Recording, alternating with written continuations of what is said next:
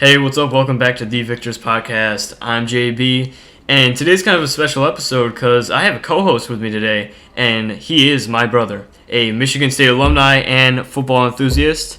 And so basically, just the overview of the video is just going to be about us, our general thoughts on what happened in the MSU Rutgers game, our general thoughts on going into next week against Michigan, and then I'll have some specific questions that I wrote down before the video that I'll be asking him on the fly, and yeah, that's it. So take it away.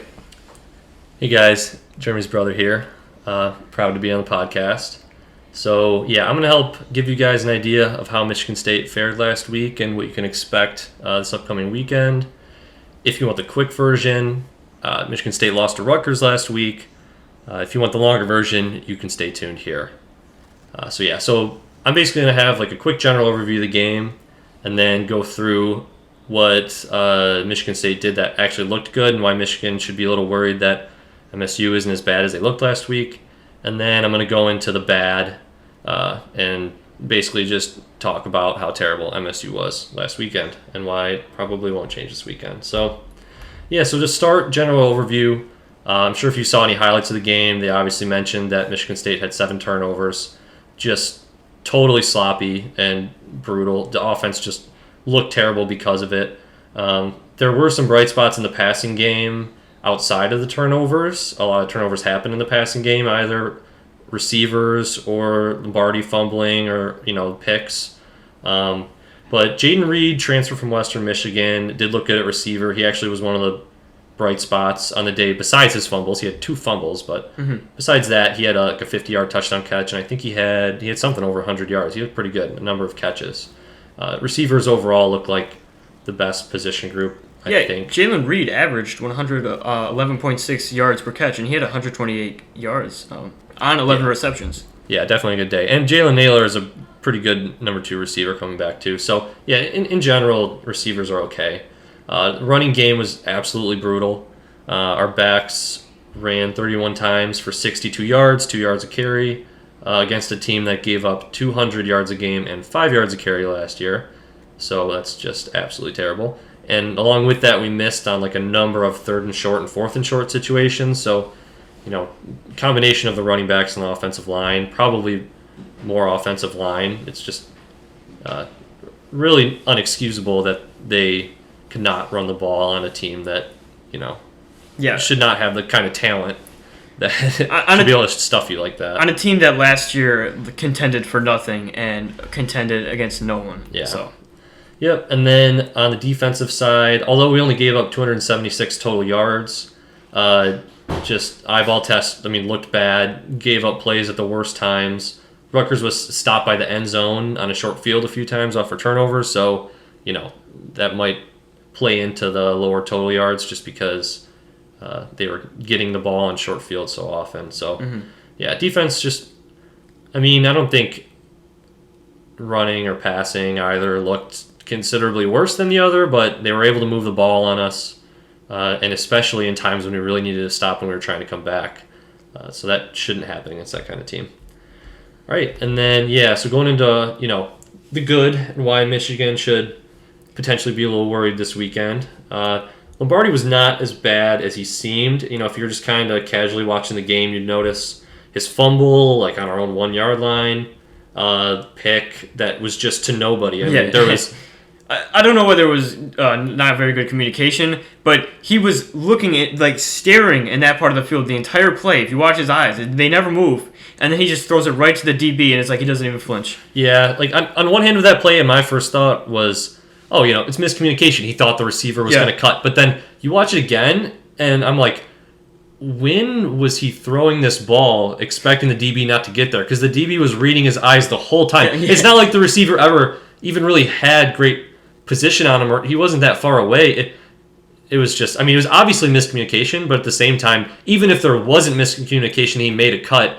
It looked like the DB knew exactly what was going on. So it was an interception. I'm not gonna just take it away. And I think it was he what he also has to grow on is he has to be able to look at that field and say, you know what, pre-play I was gonna throw it to him, but now that I can't in this position, I'm just gonna look to the other side of the field, see what else is going on.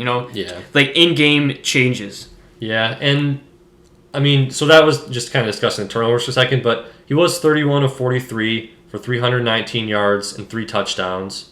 Obviously, those are pretty good stats. He led the Big Ten, so led the Big Ten in week 1. I mean, a little bit of it was garbage time, but still, I mean, throughout the game, I didn't think he looked that bad. Mm-hmm. I also had low expectations coming in. I'm not expecting him to be like a Heisman contender, so it's not like I thought he was really great, but I am just happy when we have a serviceable quarterback, because we've had years with like Cousins and Cook, and obviously been very good. And then every time I feel like there's no in between. Like we go from Cousins and Cook to like Maxwell and O'Connor, and they're just terrible. Like they can't do anything. They had some great defenses back in the day, and so I'm really just scared of having just terrible quarterbacks. And he did not look that bad. He looked better than he did in his other appearances. He doesn't seem like that phased. Like he seems like he had more poise than I thought he would. And to kind of relate to Joe Milton showed a lot of poise in the pocket, and he showed a lot of confidence. And I think he kind of relates to that. I think Lombardi kind of related to Joe Milton in that sense.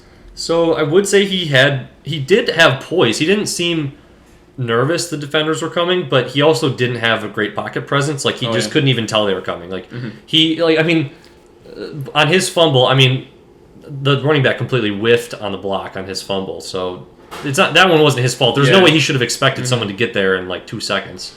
But he had another fumble where, sure, you shouldn't expect someone on the blind side that quickly necessarily, but you still need to know that it's happening and react to it. I don't know. So it's like, there's a couple other occasions too where he almost seems too comfortable, and it's at risk of taking sacks and fumbling. And like Mel Tucker said, all teams get better from week 1 to week 2, like after his press conference. And I see like that's relatable. Like he really didn't have that in-game situation. Like did he start last year? I don't remember him starting. I know he had one start against Purdue at one point. He might have had a couple more starts, but he basically played pretty sparingly. Everything gets better from week 1 to week 2, and that's basically the gist. Yep. And moving on to the second point of the good, which is just, I mean, it's not good that we turn it over 7 times, but obviously we're not going to turn it over 7 times every game. You can't expect that. So moving forward, at least, that shouldn't happen. I mean, we fumbled 5 times, so if they fumble 5 times again next week, then that's just embarrassing for the coaches and the players and everyone involved, and me. But all right, moving on to the bad. So talk about how bad it really, really was. Those turnovers I just talked about, and I kind of said that was part of the good. We're not going to turn over that much. I'm going to take that right back to the bad, because even though we turned it over that much, Rutgers didn't even capitalize on our turnovers like they should have, or like a regular team would have. So even though we had all those turnovers and kind of use that as an excuse, it's really not, because I'm going to go through these really quickly. So first offensive snap of the game, we fumble. Rutgers immediately goes 3 and out. As part of that 3 and out, the very first play, quarterback takes the snap, fakes the completely wrong direction. The running back went the other way. It was just, miscommunication there. So he faked the completely wrong direction, turned around, wasted, a second and a half, 2 seconds there. Still has a completely clean pocket with no one near him. Launches it to a guy right on the 1 yard line in the end zone, like 40 yards downfield. Pretty open, and he drops an open pass. So right there's a perfect example of them getting a turnover. And any team that was probably better than Rutgers, might have capitalized on it, but they didn't.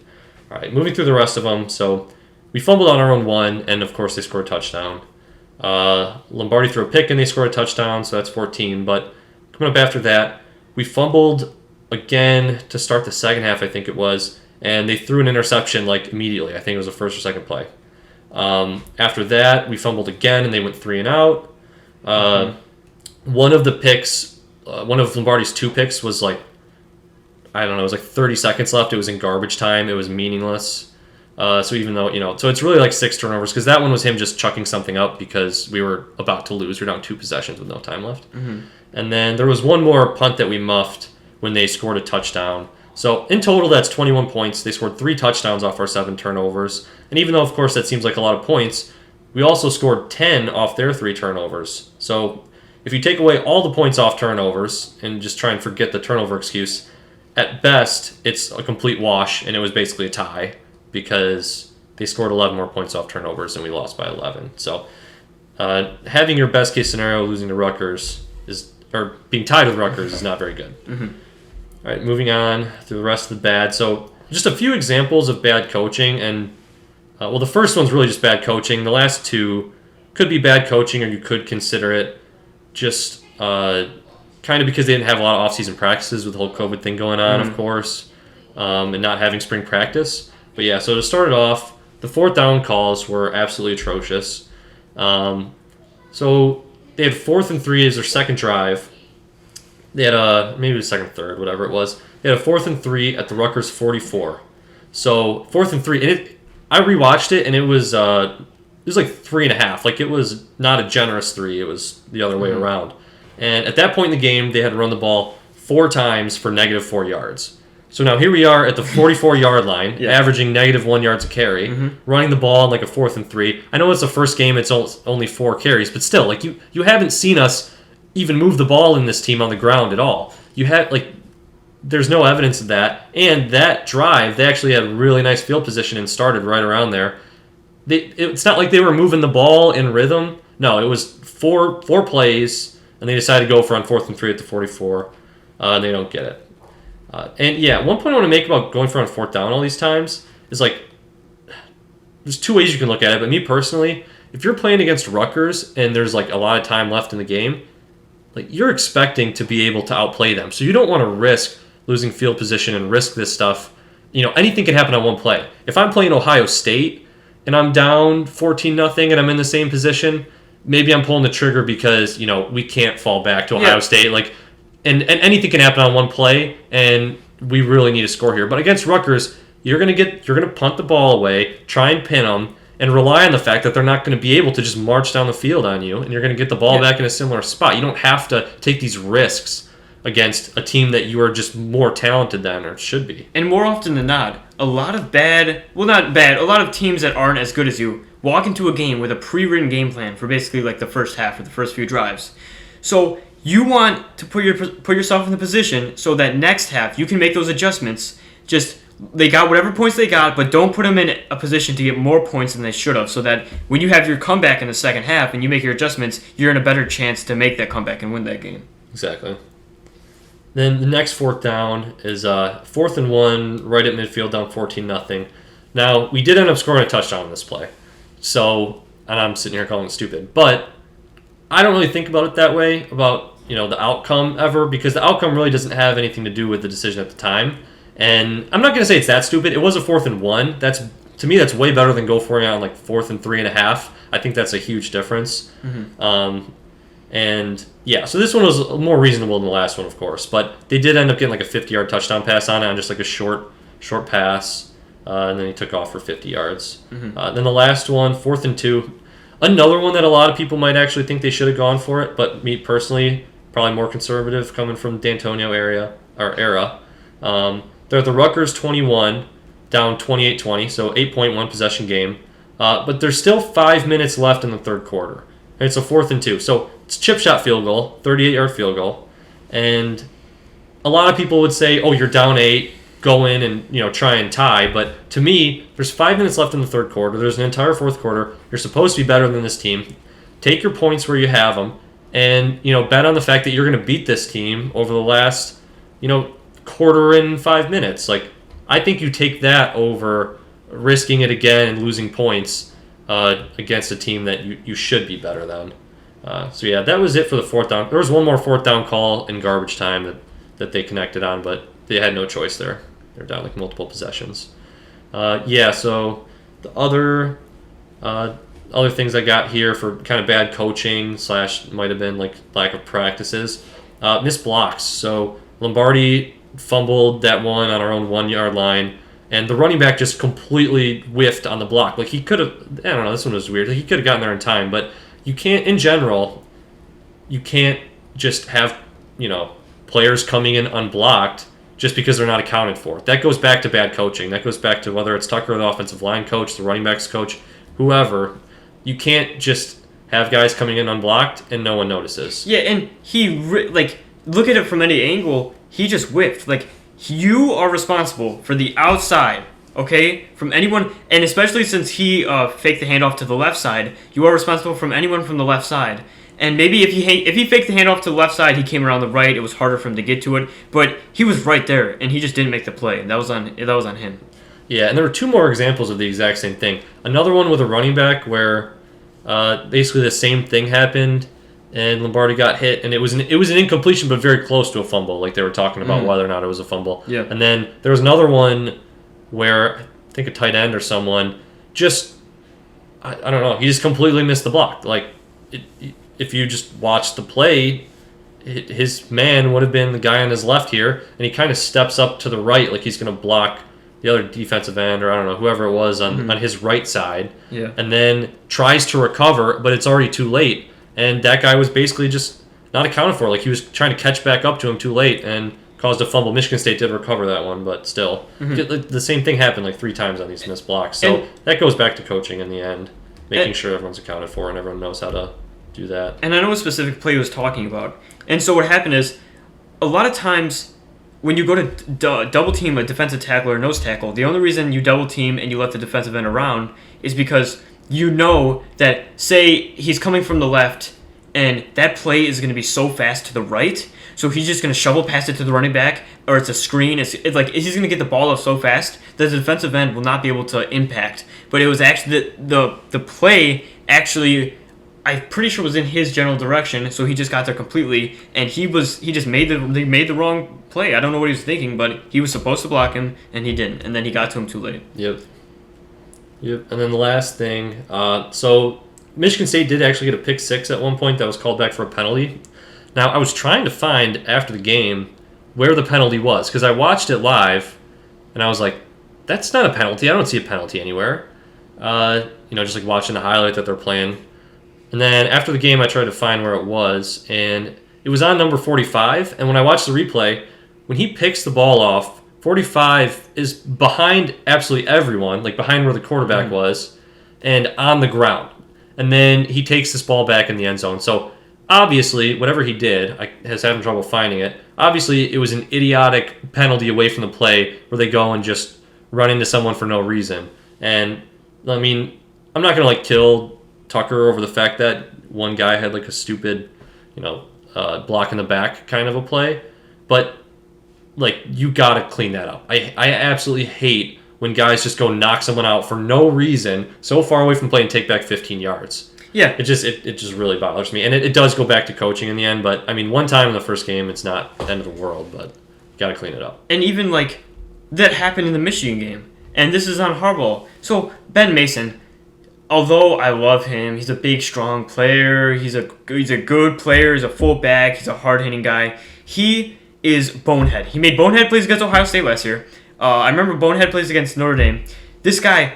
So we just get a huge gain. Blake Horn runs. I think it was a 20-yard gain, and it was huge. We were opening up the first drive, and then second play, I think we run for a few yards. And then he blocks the guy out of bounds. The whistles have blown already. He continues to block him into the ground, gets a penalty, and then now it was a 15-yard penalty, and it literally just killed our drive. And, we're kind of lucky Michigan ended up winning that game because there were some boneheaded plays. And it's not like he's a senior, this is his first time doing this. This has happened in the past. And if he can't get it through his head to not do that, he should not play. He shouldn't play in the big games, in these big scenarios.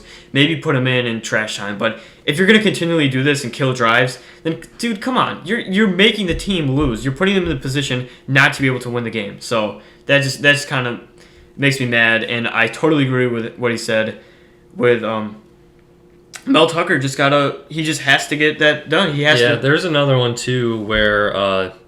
So after our fumble on the one, we held him to a 3rd and goal, and then Rutgers quarterback threw a pretty uncatchable ball in the end zone, and our corner was just draped all over him, pulling him down, and got a pass interference penalty on 3rd down. Again, it happens, but you can't have those kind of plays just kill touchdowns and end up giving up a touchdown because then they have 1st and goal on the 1, of course. You just can't let that happen. Mm-hmm. And that's the thing. Another thing, my biggest problem sometimes with corners and when that happens is so you are guarding this guy and it's the end zone, it's short field. Just look back to the ball. Like, this is what corner coaches go over all the time. You just look back to the ball because you know when a ball is going to be catchable or not. And at that point, you can just, like, take your hands off him if it hasn't been noticed yet. Just take your hands off him, try to guard him as close as you can. But he's most likely, more than not, he's not catching that ball. So, you know what I mean? And it's going to be a lot more physical down in that area regardless. And if you turn your head, they're way less likely to throw a flag because then it's two guys fighting for position instead of you just, trying to hold him back or looking like you're trying to hold him back. Whatever it might be. So overall, just kind of lack of discipline, very sloppy game, and that's how you end up losing to a less talented team. And I don't think Michigan State's the most talented team in the world at all right now. In fact, I think we're pretty, bare of talent. There's none. But, Maryland-ish. Well, no, but that's actually what I'm going to say is we still have more talent than Rutgers. Come on. I mean, they lost 24 straight Big Ten games. And I know what recruiting has gone down, but we're not that bad. So this is how you lose those kind of games, though. Stupid penalties, going for it for no reason, turnovers, of course. And one thing I want to add before I go to my pre-written questions is that don't expect too much of a blowout because I saw some good things from Michigan State this game, and obviously I think Michigan is going to win this game because they're in a better position. It's not going to be to such an extent, obviously, he said, they're not going to have 7 turnovers again. That's just absolutely ridiculous. And I actually think, there's a big chance that all the practice this week, it's going to be, don't turn over the ball, don't turn over the ball, don't turn over the ball. I think Mel Tucker is going to make it a huge point, and I think you're going to see very little to none of any turnovers against Michigan next week. Yeah, I think it is going to be pretty bad because the fact that we ran the ball, we're averaging 2 yards a carry, 30 times for 60 yards. And now we're coming and playing Michigan, who's had good run defense every year for years. I mean, basically, Michigan's going to be able to pin their ears back and just come at Lombardi. And we also saw he didn't get great protection all game here. So just imagine with Brown's blitzing schemes or whatever it is. I think that's just going to set us up to have. I mean, I don't think it's going to be as bad as whatever year that was. I don't even want to bring it up, but the year where we had last year. No, the year where we had no yards. Oh, 2018. 2018. Yeah, so I don't think it's going to be that bad. But I think it's similar to where... Okay. I think it's going to be similar to where we're not going to be able to run the ball, so then we're going to have to throw. And I don't think Lombardi's good enough to just light you up without a run game. So, I think it's going to end up getting... To disagree with you for a second, I think Minnesota showed us that you can run the ball a little bit, but I don't think, like you said, I don't think Michigan State's offensive line is good enough. And in the passing game, we got to Morgan. You look at what we did to Tanner Morgan. He had what his QBR? I forgot what it was. It was so bad. 18 for 31, an interception and a touchdown, and I think 190 yards. And that might not be the worst stats, but compared to what he's doing last year, we just totally lit him up. Rashad Bateman only had 100 yards and no touchdowns. Team accounted for 190 passing yards. And we just shut them down in the passing game. They did have more rushing yards, but 7 of those points accounted for were Michigan, obviously the blocked punt. And then I think the biggest problem with us not being able to just stop the running game completely is Don Brown kept substituting players. And I don't think this was a necessarily bad thing. I think it could have been a lot worse than what happened because he kept substituting players to try to see who's the better fit at these positions. And now I think he knows. So now I think in the run game, there were a lot of times when it would be an outside sweep. So the corner and the free safety have to get to the ball. And this guy named Makari Page, who was in there for Daxton Hill, who was hurt, watching him, he literally gave up 3 consecutive plays to Rashad Bateman and runs where they ended up scoring on that drive. Literally 3 consecutive plays he gave up that he could have made the tackle that saved that. And he was in a great position. He looked lost. He was faster. On the faster side, he just didn't know what he was doing. And Daxton Hill, it has been reported that he'll be back in the game. And when Daxton was in it, those big runs like that on the outside didn't happen because he was there. He's the fastest guy in college football. He's tied with someone in LSU. He runs what does he run? Fastest 40-yard time in college football. I'm gonna look that up later, but I've heard that stat on College Football Game Day. So he'll be able to stop the run around on the outside. In the middle, linebacker core just needs to do better. if you look at it, we really did stop the run, but a lot of people say, oh, not to the extent of which you should have for your defense, and I understand. So I think we will be able to stop the run and basically just stop their pass next week against Michigan State. So that's it. Any more general thoughts? No, I think we went over everything.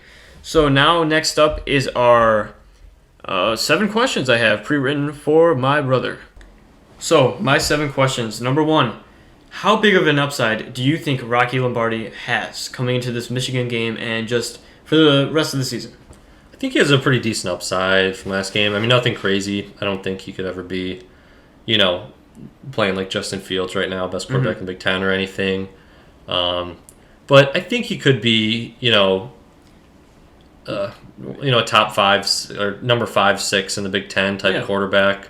Hopefully he just cuts the turnovers down and plays a little consistent, because that's really all we're looking for right now. Like, we're just trying to be decent enough to not lose a bunch of recruits. Yeah, and that's really the goal of mine, at least for now. And it's funny you say that about the recruiting, because that's what I was thinking. I was like, wow, this looks really bad. Like, for Michigan beating Minnesota, a good Minnesota team on the road, they've already talked about these recruits that are interested. But then when you come out and you lose to a team like Rutgers, like I was like, oh man, it kind of sucks for them. Like, all these recruits, like, they could potentially lose like a decent amount of recruits, because some of these recruits are like, oh my gosh, they just lost to Rutgers. Like, they don't even take into account like a lot of differing factors.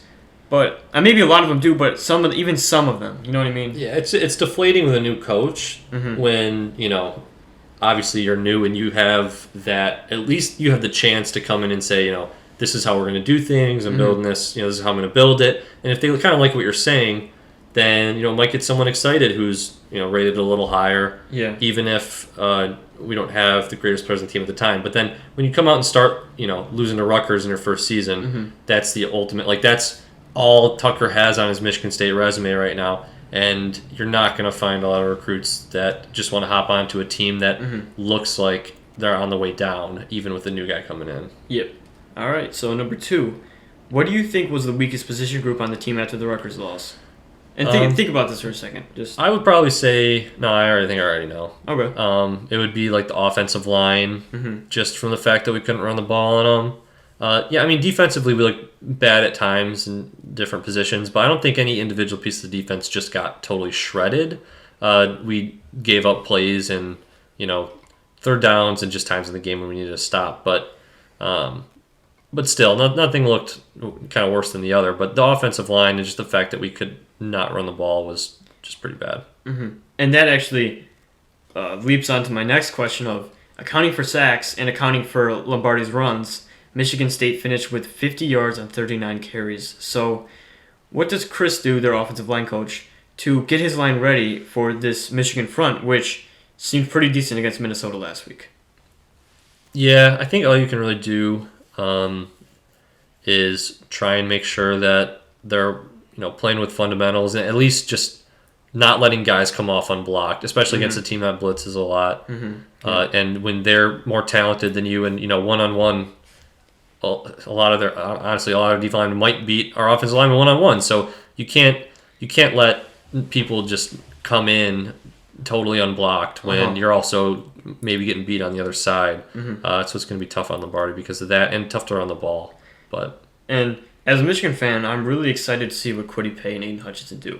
So I think Carlo Kemp and whoever's playing at defensive tackle that day, whether it's Chris Hinton or Mozzie Smith, I think they'll be able to stop the run up the gut. But I really, like you said, they've been missing a lot of blocks versus Rutgers, and Kwity Paye can wreak some havoc. He finished with 2 sacks last game. He had back-to-back sacks when they had the back-to-back sacks against Tanner Morgan and their offensive line. So I'm really excited to see that. I know you're kind of worried, But number 4, so Rocky finished with a whopping 319 yards, and we already kind of mentioned this, but how can he build off that? How can he build off this yardage? Because he had the most yardage in the Big Ten.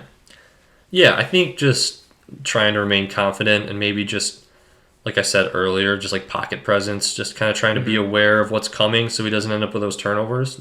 But yeah, keep getting the ball to the receivers. Receivers really aren't bad at all. Yeah, they have good receiver room. Yeah, so just try and take advantage of that. And number 5, how disappointed were you, or what were your emotions during the Rutgers game? Just kind of go through that a little bit. It was kind of like it was pretty terrible. I'm usually not this negative about Michigan State. Like I'm really not, but we were. Yeah. I mean, it was awful. I mean, we lost to a team that gave up 5 points a game last year in Big Ten play, and we gave up 38 points. Like that's just terrible. I mean, that's even. And the thing that made me feel the worst throughout the game wasn't even Rutgers' losing streak. It's the fact that when we went 3-9, we beat Rutgers. Like I don't remember the score. It was like we beat them like 40-0. Like we destroyed them. I remember that year we were like 2-8 or 3 I think you were through. We were something like that. We were really bad. Well, I know that overall we went 3-9, but coming into the Rutgers game, we were already really bad, and it was like, oh my god, like are we going to lose to Rutgers? And we still just blew the doors off them. So that really cemented in my mind, like wow, Rutgers is terrible. And then it comes back and they beat us. And on one hand, I want to hold out hope that it's the beginning of the tenure. We knew that we didn't have that much talent, but like Tucker could still turn around and everything. But it just made me feel really bad. And overall. The thing about I want to bring up is like they might not stay with Mel Tucker for a while, and I don't want to do anything that would be like overreaction. But like think about this. Think about he has a terrible season for the rest of the season, and if you lose to Rutgers, that was one of like your 3 major wins like you could have had. Maybe he upsets like a big team. Like I think they could upset Penn State. But say he for the rest of the season, you're looking at me like that. But I don't know. Maybe. Penn State kind of showing confidence at like doing anything. Like they had so many yardage. Penn State put up. Penn State I think they got a little unlucky that game. But actually, I don't know how long Wisconsin's quarterbacks are out if they affect you going into the Michigan-Wisconsin game. I mean, we obviously have a chance at winning some games this year because if people get COVID. I don't know how they do the whole forfeit thing, but it's like if he starts off the season really bad, shows incompetence. Like the only thing I'd be worried about if I were him is like Michigan State fans for a few years under D'Antonio, the last few years, like they just were getting like really bad seasons, getting destroyed a lot of games, and it was just like really frustrating because you look at like the Ohio State game last year for Michigan State, they looked good. They had a good defense. Like they stopped them, but then just overall losing the games and getting blown out like that. And if they get blown out by Michigan again, and say next year, not really a lot of things change. They get blown out by Michigan again, and like I don't know, Mel Tucker might only be there for a few years. So I do think it was a little bit of overreaction. I mean, he's had one game. Yeah. And here's the thing about him getting fired. Like I really don't think Michigan State fans are actually going to be. Obviously, there's always some fans on either side that are doing whatever, but like people had really low expectations coming in, and of course, this even blows out our lowest expectations. But people already had really low expectations. Obviously, if we are under 500 for like 3 years in a row, then you start talking about that. But you at least give him 1 or 2 years of, you give him 2 years, and then in the third year, if they're not showing improvement, then you start talking about that. He's only had one game. I don't really think that I think it's kind of pointless to talk about him getting fired at this point. But that was kind of that was an overreaction. But I don't know. It's like college football is back. I just want to talk about anything possible. So, on to my 6th question. After watching both teams play, and kind of like an honest answer, deep down, is there any part of you that thinks MSU can beat Michigan next week? Like, flat out, just come out and beat them, or? I mean, not really. I mean, I think that there's like always some kind of chance just because there have been crazier games, but basically no, because okay. Yeah, I don't think so. I mean, obviously, if Michigan has 7 turnovers, then maybe. Like if we get, that's the thing. The problem is we need big special teams plays. We probably need some kind of block punt or something, or huge like mood shifts, huge changes. Yeah, or probably fumbles and those kind of plays. It's not impossible just because, we've seen bigger upsets in the history of sports, but it's very incredibly unlikely, and I don't even want to think there's a chance because I don't want to get any type of disappointment because I pretty much actually know we're just going to be blown out. So, So my 7th question: if MSU does find a way to beat Michigan in any way, how would that change the outlook on the season? Yeah, that obviously really changes the outlook because if we were to beat Michigan, then in my head, I'm just being honest, actually. Like, I start running through excuses why, all right, maybe Rutgers is a little better than before. Yeah, they're obviously probably a little better than before. 7 turnovers. But, the 7 turnovers, exactly. Like, I'm going back on everything in my mind. I'm like, no spring practices? Like, some of the MSU players had COVID. They couldn't practice for like 2 weeks. They were just sloppy. And I probably immediately start going to those things and just hoping that we can go like 4-4, 5-3. Yeah, and if they do beat us, all props in the world to them. Because I'm not going to be one of those people thank you. Yeah, I'm not. Yeah, but I'm not gonna be one of those people who are like, oh, and start making a ton of excuses. Maybe there will be some things that we're mad about that we should have done or we could have done. But at the end of the day, we looked really good against Minnesota, and they had a bad game against Rutgers. And if they stop the turnovers, they find a way to win. They find a way to beat us. Like right now, even though we feel like so on top of the world, besides like the Ohio State game, I think us Michigan fans right now are really excited about the season. And if they find a way to beat us, that shows how much he can change, like coaching. Like he can just change in a week. Like that will really just vault Mel Tucker's appeal in East Lansing. Like huge, just crazy. Oh yeah, I mean if he beats Michigan, then obviously, like no one really cares about the Rutgers game. If he beats Michigan, we're 1-on-1 going forward. Like that's and like that's all I gotta say. And if Harbaugh loses that game, I don't know. If Harbaugh loses that game, next year might be his final year to prove something. Because if Harbaugh loses this game, next year maybe he beats them, and then he goes and loses to 3 or 4 teams, then I don't know if he's signing a contract extension, even though he is so much big friends with Ward Manuel. I just don't know about it. So that's it. That's all our general thoughts. Huge overview of the MSU game. I'm so glad to have my brother on. You gonna do a different prediction video? So you have no prediction here? Oh, yeah. We can add a little prediction. What's your prediction? Do you want a prediction? Okay. Yeah. So what's your score prediction? 38-13. Respectable. I'm gonna go a little higher than you. Okay. I think Michigan comes out, builds off their win from last week. Our running defense. Wait, I didn't say who I thought was going to win. I'm just kidding. I think Michigan's going to win. Yeah. Builds off the running game from last week. Builds off their passing game. We saw a lot more long balls with Milton. We see a lot more chances, and I think it's more of like, I think MSU's offense is competent, so I think it's more of like a 55-24 win, because I don't think MSU's defense is good enough to like hold us from maybe scoring. Maybe they are, and I'm not saying anything's possible, but I really think it's going to be like we score a lot, but we do give up more than we thought. So maybe like 55-24, 55-27. But yeah, in the end, I think Michigan pulls out with a win in Ann Arbor. So this is the Victors Podcast. I'm Jeremy Brown. I have my brother on with me. He was a great co-host. I'm so glad to have him on. Thank you, Jeremy. Yeah, no problem. All right, as always, go blue.